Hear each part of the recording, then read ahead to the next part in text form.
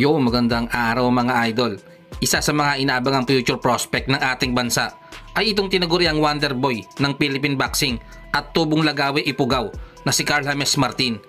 Pero bukod kay Martin mga idol, ay mayroon pang isang ipugaw boxer ang unti-unting nakikilala dahil sa malahalimaw nitong lakas. Ito nga ay si KJ Natuplag na may alias na Di Ipugo. At nito lamang ika-12 ng Nobyembre ay napalaban sa bansang Dubai ang batang ipugaw na si KJ Natuplag kontra sa Thailand boxer at knockout artist na si Bumriyang Payom. Bagamat mayroon ng 3 bahid ng pagkatalo itong ating bida, ay hindi mapagkakaila na meron itong natatanging lakas sa pakikipagpatayan sa ibabaw ng lona. Sa katunayan, sa 3 laban nito sa Dubai, lahat ng nakalaban nito ay kanyang tinapos sa pamamagitan ng impresibong knockout. At ang isa sa huling nabiktima nito bago ang laban sa Thai knockout artist ay itong si Aton Kunlowong na isa ring Thai fighter, kung saan sa laban na ito ay mutik ng mapatay ng batang ipugaw ang kanyang kalaban.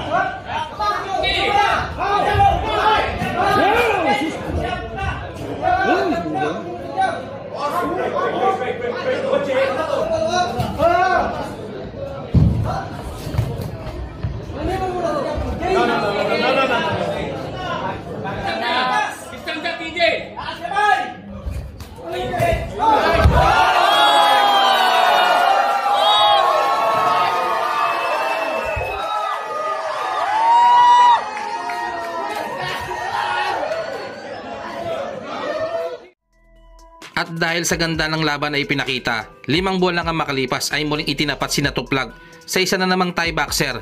Ito nga yung knockout artist na si Bumriyang Payom na may nakakakilabot na record na 10 wins. 10 dito ay galing sa knockout at meron lamang isang talo.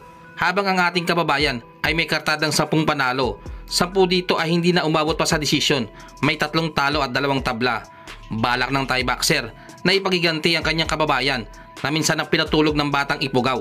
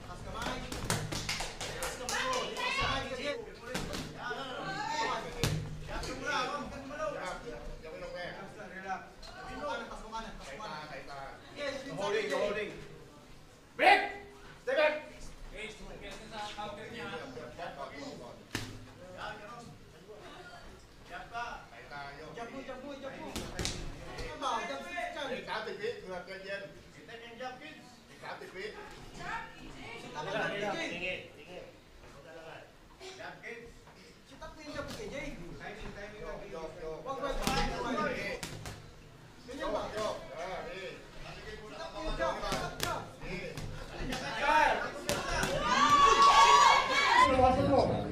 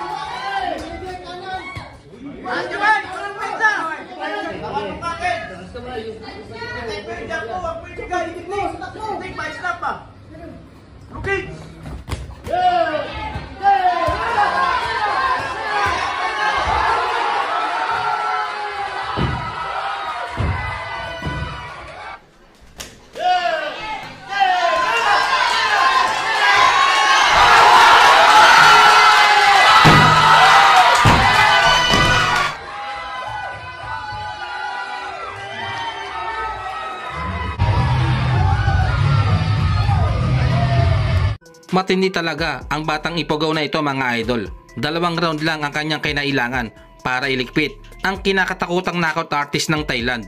Isang magandang laban na naman ang nasaksihan ng mga taga Dubai sa ating mandirigmang Pinoy. Sana lang ay mabigyan ng isang pagkakataon ang ating kababayan na ito na mapalaban sa isang world title fight dahil tiyak na marami itong pahihirapan pagdating ng tamang panahon.